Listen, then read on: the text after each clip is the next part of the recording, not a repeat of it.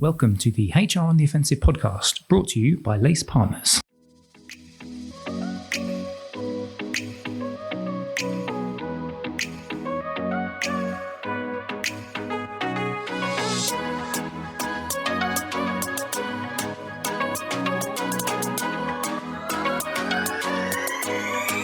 Good morning, good afternoon, and good evening, and welcome to the latest HR on the Offensive podcast. It's me, Chris, from Lace Partners. Thank you very much for joining us. This podcast today, we've decided to go all AI and future of work thinking. I'm going to explain a little bit about why we've chosen to go down that route, because I'm sure you, lovely listener, much like me, have seen and read and heard and watched about a billion different things to do with AI, and everyone wants to have a hot take on AI. Whether or not we'll have any hot takes today, I don't know. But what we will do is use the benefit of what we've heard, and hopefully it can add some value to your lives as well. But before we go into the nub of that, it would be remiss of me not to introduce our fabulous guests today. I guess they're sort of guests, but they're not really, because they've been lacers and they are lacers. It's Charlie Frost. How are you doing, Charlie? Can you tell our listeners who you are, why you're here, and what you do at Lace? Thanks, Chris. So I'm Charlie Frost. I'm a senior consultant at Lace Partners, but also my current role as AI champion, so helping to understand and promote all things AI at Lace.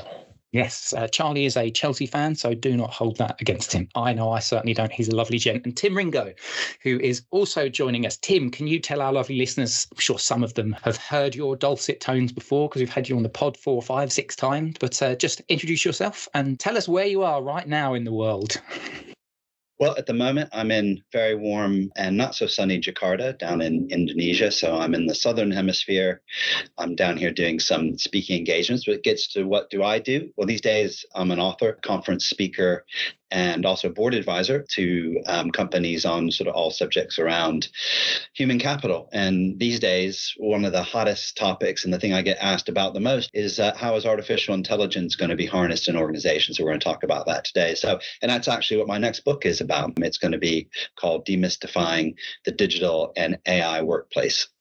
Yes, and that is why I wanted to get both Charlie and Tim on today, because as we are recording at the time, it's mid-January, and over the Christmas period and right at the beginning of January, as I said, I saw a lot of hot takes with regards to AI, and particularly in the HR space. Now, in June of last year, I went to a conference called Evanta, which is run by the lovely people at Gartner, and I was surrounded by a room full of CHROs, and during the breaks I got chatting to one collective of CHROs, CPOs, just talking about what impact it could have. And nobody really had an answer as to how it could impact HR. They were talking about it. They knew that it will play some sort of role because, this was 7, 8 months or 9 months since ChatGPT, which is the generative AI system that had been launched by the business OpenAI, had debuted. And they sort of knew that it would have an impact, but they weren't really sure why. There's since been lots and lots of conversations, and I stored that conversation in my head, because what was interesting with that particular chat was that they were saying, well, we have lots of personal information. There's lots of information that we wouldn't want to just feed into an open sourced platform where our company sensitive details are then freely available. Like I said, I stored that, and then in the last sort of week or so of us recording, there's been lots of talk because ChatGPT themselves, or OpenAI, the business, have created this thing called custom GPT, which the theory or the concept, if I'm right, is that it effectively enables you to ring fence your information, that it could be company sort of sensitive within your own sort of firewall, if you like. And then you can leverage the technology behind ChatGPT to actually still use generative AI, but to do it within your own terms and not worry about data leak or breaches or anything like that. So that's the preamble. I'm not the expert. I've brought the experts in for it. So Charlie, I'll kick off with you, then I'll go with Tim. Can I just get some thoughts on that? Let's talk a little bit about this idea of custom GPT. And is this the panacea that HR teams have been waiting for? I think it's a really interesting development, especially seeing the rate of change and the new tools that are coming out. I don't think it's the silver bullet that will solve all problems, especially for HR functions. I think what it will be is, in the short term, a very useful tool for narrow use cases. So I think in situations where, as you said, organizations still don't fully understand what are the implications for their data and security, and with a shorter track record compared to larger enterprise organizations, it might take time for organizations to really work out if this tool by OpenAI is viable at the commercial level. But what smaller organizations, those smaller HR teams, could be experimenting with is in these narrow use cases around knowledge management, or maybe it's for onboarding, maybe it's around using that lower risk data, especially in the meantime. That might be something that you could find on a company intranet. So maybe it's about upskilling your HR team in something, or helping onboard your employees. I could see there being some situations where, in those narrow use cases where the data is not highly sensitive and highly confidential, you could be training one of these systems on that sort of data, and it could have value in the short term. I think still where the more mature organizations will be looking to actually, in the current state, will be looking to larger enterprise platforms, Workday and the like, where the AI functionality is built in and it's throughout the system. I think that's really where there'll be this split level of some organizations, the smaller, less mature ones, might be exploring some of these tools as being more accessible, but the larger organizations that are thinking more long term will still be looking for the larger platforms that have these functionality built in throughout. Tim, can I get your thoughts from that perspective? Yeah, sure. Just building on what Charlie was talking about there, I think it's important to sort of state up front what we're talking about, right? So we're not talking about the kind of AI that's self-aware or is like HAL from 2001, right? That is coming. We're getting much closer to that. And these will be like systems that are like oracles. We can talk to them and they give us amazing insights. We're not there yet. Where we're at is this very narrow artificial intelligence like ChatGPT, which I think is still incredibly powerful. I think just the last year, there's been just a lot of hype around it. I think that's okay. I think it's creating awareness. I think this is the next biggest inflection since the internet was commercialized in the early 2000s. So I do think it's a big deal, but I do think we have to kind of rein it in a little bit and be really clear about what it can do and what it can't do. But absolutely, I think ChatGPT opening up its generative AI to companies to customize it and then also to sort of, create your own versions of it using apps is going to be really powerful. So I think we'll see in 2024, we'll start to see where it actually starts to get commercialized and useful for organizations, much like the internet did in the early 2000s. That took 3 or 4 or 5 years. I think it's only going to take a year or so to make this commercialized and useful inside organizations. So that's what's great. But we need to be really clear about what we're talking about. But if you've ever read any of my books or blogs or anything, I'm the productivity guy. I look at everything from how do we create more productivity, therefore then create more GDP and wealth in the world. And I absolutely agree with Goldman Sachs, who came out a few weeks ago and said, look, generative AI is going to at least add 1.5% of GDP growth across the globe over the next 5 years. I think that's way underestimated, but still they're very big on it and bullish on it, in that's going to impact the world tremendously. If you just slightly increase GDP, it increases living standards dramatically. But you're talking about 1.5%, that's huge, right? We don't have time to get into that, but it's it has huge potential. Charlie, you said something in the green room, shall we call it, just beforehand, which I really want to just pick up on, actually. And it's around your perspective around Gen AI. And again, going back to me talking about it being the panacea and people thinking that this is, or HR people thinking this is going to, impact us massively and, this can solve all of our problems. Can you just sort of elaborate on that? Because obviously I didn't hit the record button then, so I couldn't catch it. When we're talking about AI and generative AI, especially the impact for businesses, putting it in the perspective of businesses and HR functions, there is a lot of noise around Gen AI. I think it's the piece that people are latching onto right now, especially in the news.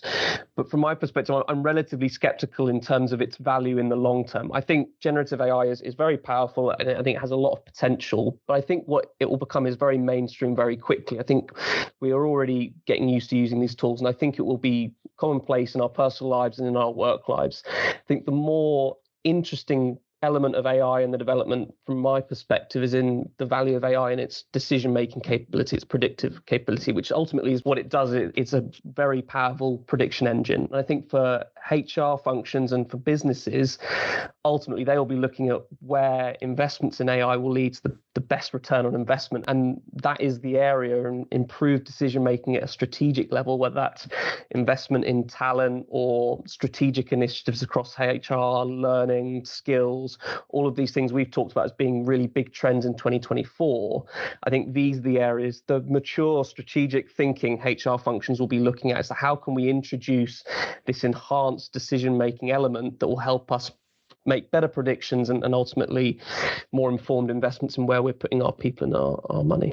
Tim, from your point of view, so HR to me, again, I'm a simple marketer, but what I've heard from some people is that HR as an entity are often quite risk averse. And Charlie was there talking about investments and how much time taken in investments. Do you see HR being a bit risk averse when it comes to really going all in on trying to find ways in which Gen AI can help to drive their business? Or do you think that they'll almost be a bit of a follower rather than a leader?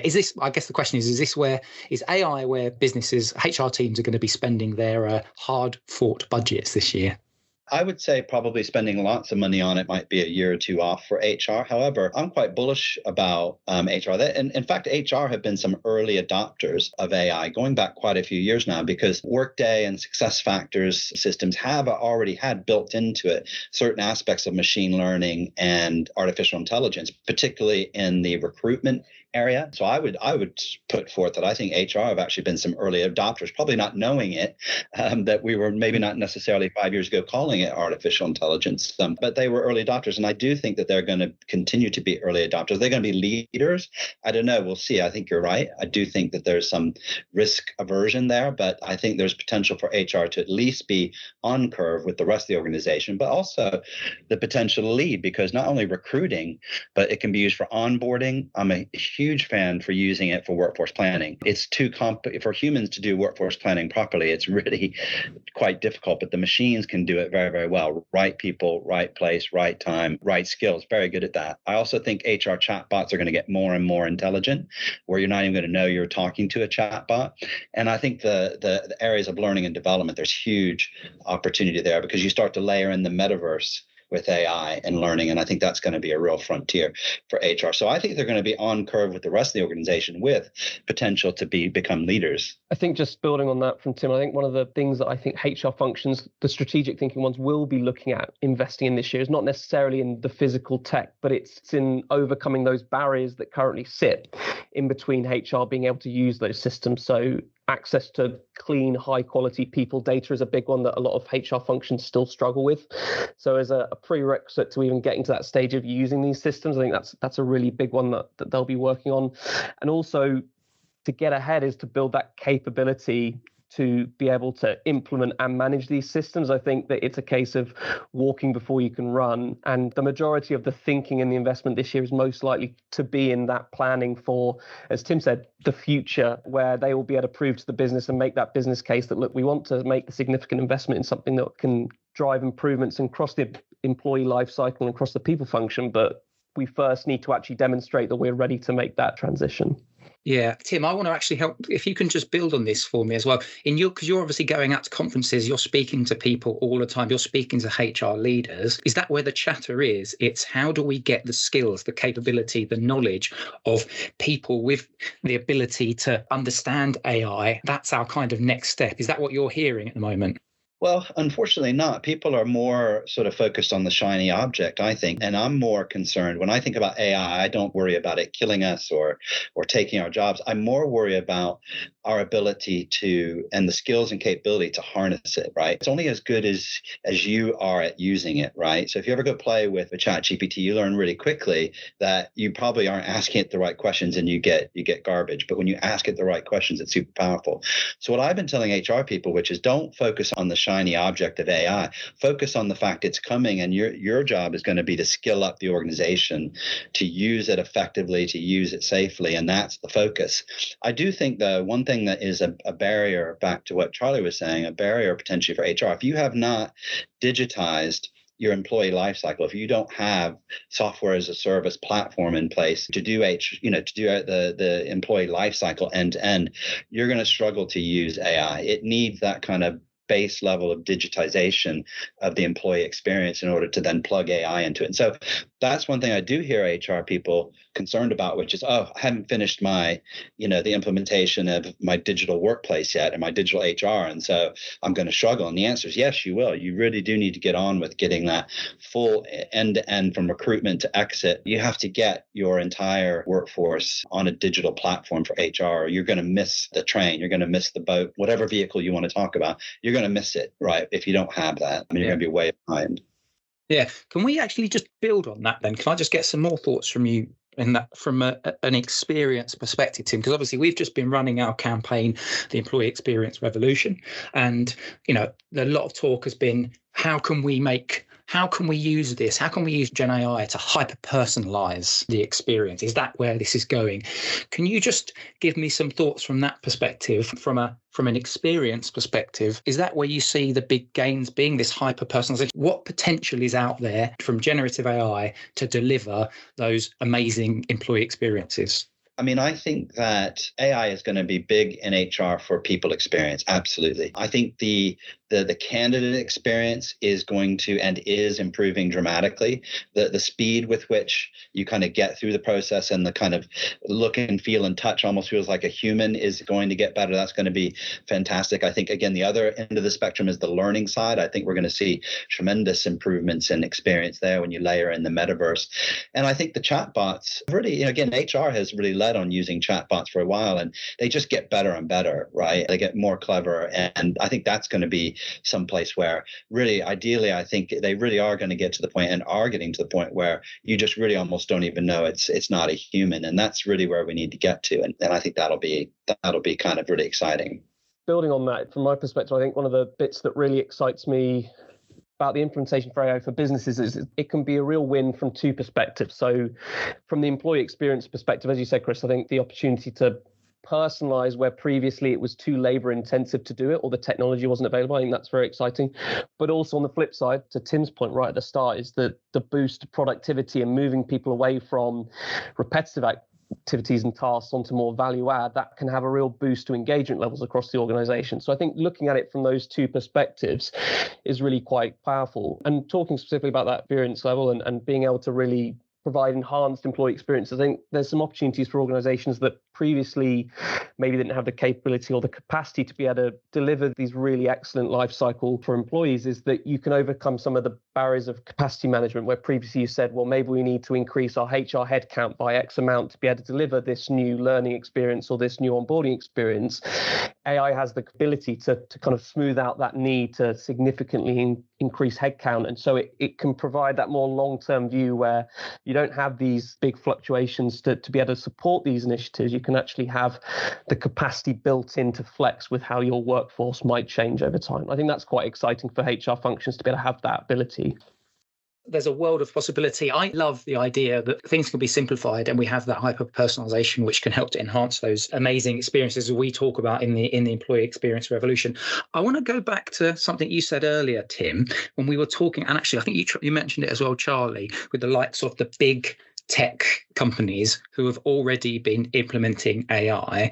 And you talked about how some HR professionals, they've sort of been using AI, maybe they just weren't aware of it. So if I'm somebody listening in now, I guess my question to you is, if I'm a HR person thinking, well, if the systems themselves, if the tech companies themselves are implementing this, should it really be incumbent on me to be doing all of the research and work into this if a lot of the systems are going to pick up and do the heavy lifting, so to speak? So can I just get a thought from that perspective? If you're listening in as a HR director and you're thinking, well, we've got Workday, but surely they're going to, or we've got Oracle and we've got SAP. Other systems are available out there. We are an agnostic organization. I must point that caveat out at this juncture. But yeah, just get some thought on the person that might be thinking, well, if my system is going to deliver most of the AI functionality, what do I really need to know about it? Well, I come back to, if you don't know how to use it, it's really just technology on the shelf. So you need to be absolutely on top of its capabilities, and HR should be on top of helping the organization build those skills and capabilities to use it effectively, not just in the HR team, but across finance, supply chain, customer services, all those sorts of things. And so HR's real niche here, and the most important part, is hopefully making the case in the organization that, look, we should not be using this to wholesale replace people. We should be using this to augment people to make them even better at their jobs than they ever have been. Better salespeople, better customer service people, better supply chain.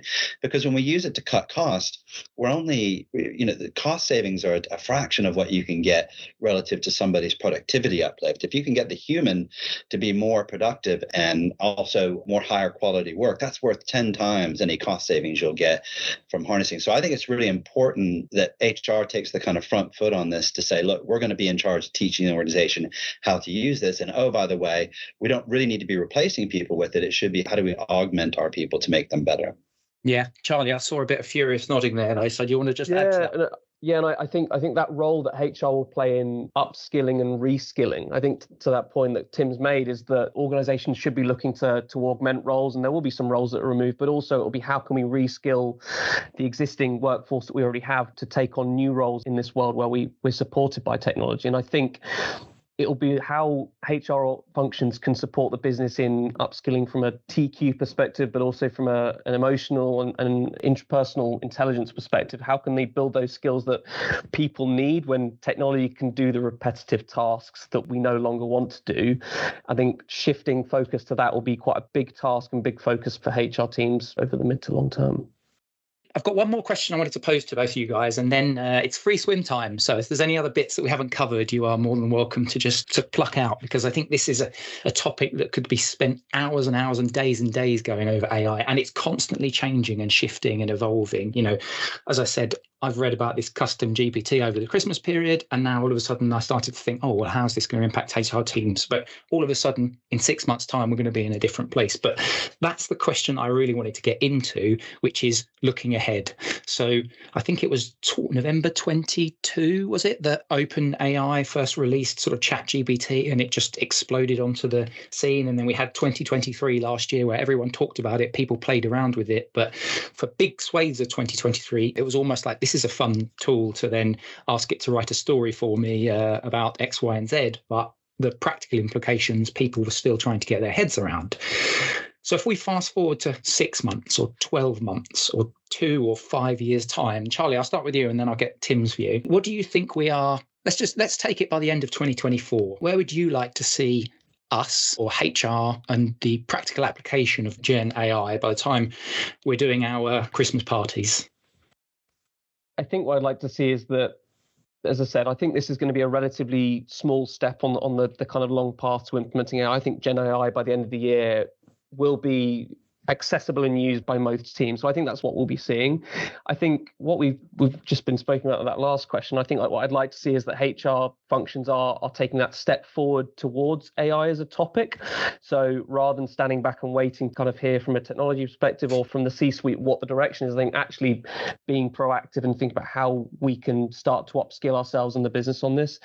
I think what we haven't touched on yet, and it's probably a whole other topic for a different podcast in the future, is that what 2024 I think will be is a big year for AI legislation.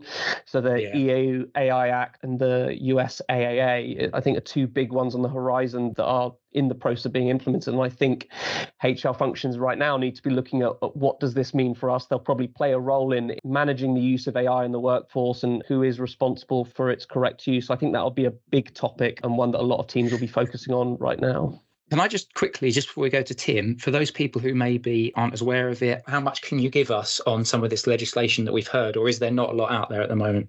So I think the EU AI Act is the most prominent one, and it's kind of one of the first out there. Is that one of the pieces that teams really need to be aware of is it's similar to kind of the AI equivalent of GDPR, is the liability for when AI can go wrong really sits with everyone in the chain. It isn't simply the organization delivering it. HR team or organization, you couldn't just sit behind and say, well, the system's been developed by someone else, so we aren't liable. Everyone in the chain, ultimately, if there is an impact on an end user, is responsible. And I think understanding that and the implications that has for how this really should be used safely and understood fully before it's implemented. I think it builds on that point, is really, really important. But more, I think, will come out as different opposing viewpoints from governments come out on how to best manage these and what level. I think what these legislations do is they split the liability on different systems and how powerful they are and whether they should be under different levels of scrutiny.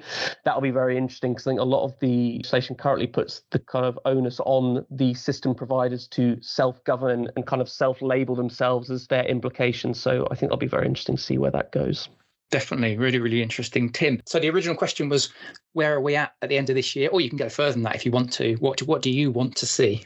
Yeah, I'll take a cut at the end of this year, and then I think 2 years from now. Yeah, go for it. So I think at the end of this year, I think we're going to see two things. I think one, we're going to start to see the realization of people inside organizations saying, hang on a minute, this is a little bit like my own personal assistant. It's almost like my own personal research assistant. And I can ask it to do things for me that make me look really good in my job. And people are going to get excited about that. And they're going to demand the organization make that the technology that they'll be able to use going forward. And it'll look more and more like a digital assistant for people. And everybody will have one. The second aspect is we're going to see organizations, so we look externally, are going to become, I think, the beginning of being really good at commercializing AI to make more money. And I think that's something big that we're gonna see. So we play out 2 years. The thing I'm really excited about at the moment, and it kind of got lost in the shuffle during last year, was that Apple are coming out with the Vision Pro headset. And this is going to change work dramatically in 2 years' time. They've put it out there not as a tool to play with at home. They've said, no, this is a work tool. This is going to replace the smartphone, right? So in 2 years' time, I think we're going to see this merger of these types of goggles, these headsets with AI, and you're going to see a disappearance of the keyboard and the mouse and that sort of thing. And you're going to see kind of these types of tools, like the goggles or the headsets, are going to become part of how you work, and they're going to be intelligent. And that's really when I think things are going to get really, really exciting inside work and outside. Nice. Well, I'll tell you what, I don't think I'd mind losing my keyboard, because my one, I tapped the A button so much and the S button that there's actually worn off of my actual keyboard. So I wouldn't mind a headset so that I didn't have to worry about where all of the buttons are that I'm wearing off. Charlie, just before we wrap up today, is there anything else that we maybe haven't picked up on, or something that you want to emphasize that you think might be interesting for our listeners before you wrap up today? And this is going to sound planned, Chris, but this is actually, there's a really interesting quote that I read up on the other day that I thought might be useful for this. Is by Andrew Young, who is the founder of Google Brain. He's sort of his prediction for, and to visualize where AI could be and the impact it can have on organizations. And his prediction is that any mental task that takes less than 1 second of thought is likely to be automated, which I think is quite an interesting way of thinking about actually where these simple repetitive tasks that don't take a lot of our kind of brain power, what direction AI could be kind of taking in our lives. Now, that's a fascinating idea, isn't it? And slightly terrifying as well. One of the things I didn't mention at the beginning of the show, what I've been doing for the beginning of this year, and just as we wrap up today, we're going to have our fundamentally different question. And I forgot to do it at the beginning, so we're going to do it at the end instead. So just before we wrap up today, my fundamentally different question, because we've spent a lot of time talking about AI. And anytime anybody talks about AI, if you're at the age that I am, the first thing you think about is Skynet. So, Charlie, which of the Terminators is the best Terminator? And tell me why it's Terminator 2. Well, so this is going to be a really very bad controversial answer. It's probably going to be my last time on the podcast, but I haven't seen any of the Terminator films. Oh, so my God. My smart answer is it's the first one, because usually it's the first ones that is best and they get worse after that. Tim, save me here. Which is the best Terminator, and why is it Terminator 2? Well, I mean, I guess my favorite one is the second Terminator, only because one of my friends, his brother plays that Terminator. So I'm not a big Terminator fan, but I did watch that film because his brother was the Terminator, which was pretty cool if you think about it. That's amazing. As in like stuntman, or as in like the T-1000? No, he was the actual Terminator in Terminator 2. Yeah. That's amazing. Wow. Yeah. And on that bombshell, what a way to finish the podcast. Tim, thank you very much for joining me today. My pleasure.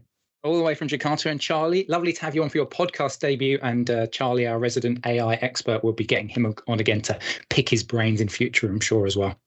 Thanks, Chris. Of course, you can get this podcast wherever you get this podcast. You can also access our back catalogue of podcasts on lacepartners.co.uk/podcast. We've also got our insights section where we often take some of the content and we'll turn it into blogs or some video stuff, or sometimes we produce some webinars based on some of the bits that we talk in our podcast as well. I mentioned our Employee Experience Revolution campaign. You can get access to that, lacepartners.co.uk/EX Revolution. Hopefully you've enjoyed some of the pieces that we've been putting out. And if you haven't, go and have a look and have a check it out. Some really, really interesting stuff, and there's some content that we've pushed out there as well. From myself, from Tim, and from Charlie, thank you very much for joining us. And hopefully we will see you next time on the HR on the Offensive podcast. Bye-bye.